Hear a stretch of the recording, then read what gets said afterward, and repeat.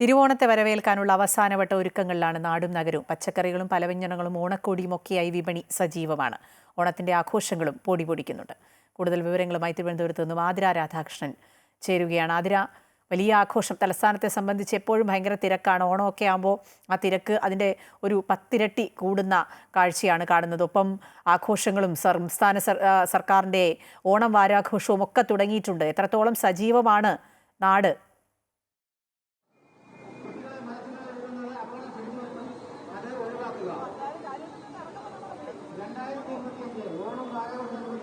അഖില, ഈ തലസ്ഥാന നഗരമൊക്കെ തന്നെ നാളെ തിരുവോണമാണ്. തിരുവോണത്തെ വരവേൽക്കാനുള്ള ഒരു ഒരുക്കത്തിലാണ്. തലസ്ഥാന നഗരം മുഴുവൻ ഒരു ഒരു ഉത്സവ പ്രതീതിയാണ് എന്ന് നമുക്ക് വേണമെങ്കിൽ പറയാം. കാരണം സംസ്ഥാന സർക്കാരിന്റെ ഓണം വാരാഘോഷത്തിന് ഇന്നലെയാണ് തുടക്കമായത്. ഇന്നലെയാണ് ഈ വാരാഘോഷത്തിന്റെ ഉദ്ഘാടനം, തലസ്ഥാനത്തെ ഓണാഘോഷങ്ങളുടെ ഉദ്ഘാടനം ഇവിടെ കനകക്കുന്ന് നിശാഗന്ധി ഓഡിറ്റോറിയത്തിൽ ഉദ്ഘാടനം കഴിഞ്ഞത്. നഗരത്തിലൊക്കെ തന്നെ വലിയ രീതിയിൽ ദീപാലങ്കാരങ്ങളൊക്കെയായി വലിയ രീതിയിൽ ഒരു ആഘോഷ പ്രതീതിയാണ്. ഈ ഓണത്തെ വരവേൽക്കാനായി തിരുവനന്തപുരം നഗരം, തലസ്ഥാന നഗരി ഒരുങ്ങിക്കഴിഞ്ഞു എന്നുള്ളതാണ്. ഈ ഓണം ട്രേഡ് ഫെയർ ആണ് ഇവിടെ ഇപ്പോൾ നടക്കുന്നത്. ഇന്നലെ 6 മണിയോടുകൂടിയായിരുന്നു നിശാഗന്ധി ഓഡിറ്റോറിയത്തിൽ മുഖ്യമന്ത്രി പിണറായി വിജയൻ ഉദ്ഘാടനം ചെയ്തത്. ഈ ഓണം ആഘോഷ, സംസ്ഥാനത്തിന്റെ ഓണം ആഘോഷ പരിപാടിക്കുള്ള ഓണം ട്രേഡ് ഫെയറിന്റെ ഉദ്ഘാടനം നിർവഹിച്ചത്. സംവിധായകനും നടനുമായ ബേസിൽ ജോസഫ്, തമിഴ് നടനായ രവി മോഹൻ ഉൾപ്പെടെയുള്ളവർ ഇന്നലെ നടന്ന ആഘോഷത്തിൽ പങ്കെടുത്തിരുന്നു.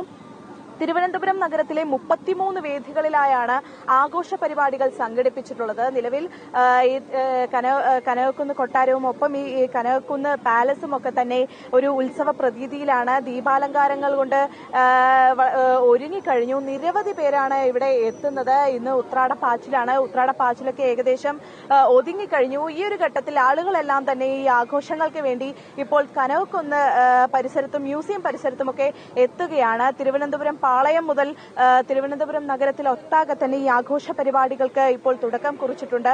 വർക്കല ഉൾപ്പെടെ 33 വേദികളിലായാണ് തിരുവനന്തപുരം നഗരത്തിലെ ഈ ഓണം ആഘോഷങ്ങൾക്ക് തുടക്കമാകുന്നത്. നിരവധി പേരാണ് ഇപ്പോൾ കനകക്കുന്ന് കൊട്ടാരത്തിൽ ഈ ആഘോഷങ്ങളിൽ പങ്കെടുക്കാനും നിരവധി കലാകാരന്മാരുടെ, ഏകദേശം 10,000-ഓളം കലാകാരന്മാരുടെ കലാപരിപാടികളാണ് ഇവിടെ ഒരുക്കിയിട്ടുള്ളത്. ഈ ഗതാഗതങ്ങളൊക്കെ തന്നെ നിയന്ത്രിക്കാനായി വലിയ രീതിയിലുള്ള ഒരു പോലീസ് സന്നാഹം ഉൾപ്പെടെ ഇവിടെ വിന്യസിച്ചിട്ടുണ്ട്. കൊച്ചുകുട്ടികളൊക്കെയായി കുടുംബത്തോടു കൂടിയാണ് ഇന്ന് ഇപ്പോൾ നിലവിൽ ഇവിടെ ഈ ആഘോഷ പരിപാടികളിൽ ഇതിൽ പങ്കെടുക്കാനായ നിരവധി പേരാണ് ഇവിടെ എത്തിക്കൊണ്ടിരിക്കുന്നത്. നമുക്ക് ദൃശ്യങ്ങളിൽ നിന്ന് തന്നെ വ്യക്തമാണ്.